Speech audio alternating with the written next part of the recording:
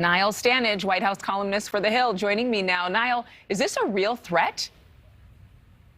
It is a threat, and it's part of escalatory rhetoric. Now, it's a metaphor that the Chinese have used before. There was a previous meeting in last November where they used this metaphor about fire.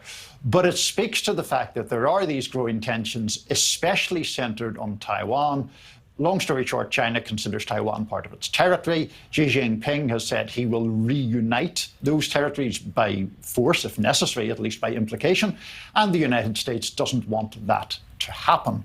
President Biden has said on occasions that the US would use force in that situation, even though the White House has often walked those comments back a notch or two. And speaking of this, do you think the fire that was referenced there is squarely on Pelosi's possible trip? Or is it on the comments that, again, were walked back by the administration that the U.S. would intervene militarily if China invaded Taiwan? What is Xi Jinping talking about? It's a great question, and I perceive him to be talking about the broader issue of Taiwan. Having said that, the proposed visit by Speaker Pelosi is clearly very contentious in and of itself. The Speaker has a long record of being particularly critical of China, dating back to her earliest days as a member of Congress. The Chinese are furious about this idea of her visiting. She would be the first Speaker of the House of Representatives to visit since the 1990s. And there's all sorts of measures being taken already by the US military to figure out how to protect Speaker Pelosi if she goes. President Biden has said that the US military does not believe this is the ideal time for such a trip.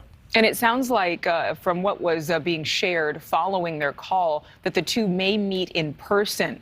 What would be the importance of that happening? We know that President Biden places enormous importance on in-person meeting and in personal relationships with other leaders. You mentioned in your introduction that he and Xi Jinping have known each other for years, dating back at least as far as when President Biden was Vice President Biden. There was a call with White House officials last night in which there was this very strong suggestion of an in-person meeting. There is a summit coming up this November, which would seem to offer the potential for such a meeting if the two leaders want to press ahead with it. It's going to be interesting to see what the U.S.'s stance on China will be following these interactions. But I know that the call came the same day that the House passed a bill that includes $54 billion in funding for the semiconductor industry to counter China, which is now headed to the president's desk. So would this bill, though needed, because clearly we've been so dependent on China for those chips, would this bill create a further divide between the U.S. and China? It would, but perhaps a healthy or useful one from the U.S. perspective. As you say, the U.S. is very dependent upon Chinese manufacturers right now. That used to be a thing that was primarily an economic concern. I think as China has risen in military strength and become more aggressive, that becomes increasingly a national security concern.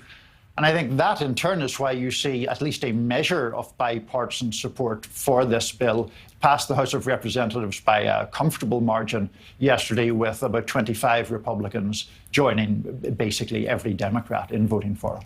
Really quick question, Niall, because I'm out of time. Do you think that this could lead to a red line versus a diplomatic appeal between China and the U.S.? It's possible. I mean, there's clearly an interest in trying to keep things fairly de-escalated. But at the same time, we see measures from Taiwan to the semiconductor issue to the war between Russia and Ukraine as these points of tension that are straining that relationship. The question is whether we can keep the lid on those things even as they begin to simmer. Niall Stanage, good to see you. Have a great weekend. Same to you, Adrienne. Take care. Thank you for watching. Go to newsnationnow.com to find NewsNation on your television provider. And don't forget to click the red subscribe button below to get more of NewsNation's fact-driven, unbiased coverage.